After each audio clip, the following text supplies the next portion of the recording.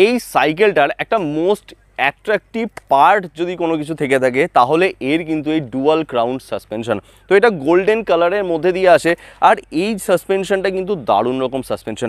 এর ট্রাভেলিংটাও কিন্তু ভীষণ রকম ভালো।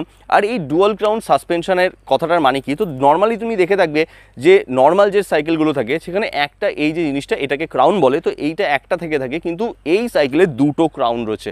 এই দুটো ক্রাউন থাকার সুবিধাটা অ্যাকচুয়ালি কি হয়, এই দুটো ক্রাউন থাকার যে সুবিধাটা সেটা হচ্ছে ভাই তুমি যখন অফ রোডিং করছো বা তুমি যদি স্টান্ট রাইড করে থাকো তো সেক্ষেত্রে তুমি কিন্তু স্টেবিলিটিটা দারুণ রকম পাবে।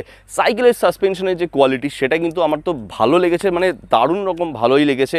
আর এটা নিয়ে আমি যখন একটুখানি অফ রোডিং করছিলাম, একটুখানি লাফাঝাপি চলছিল এই সাইকেল নিয়ে, তো তখন কিন্তু এর যে স্টেবিলিটি সেই স্টেবিলিটিটা কিন্তু আমার কাছে দারুণ রকম লেগেছে।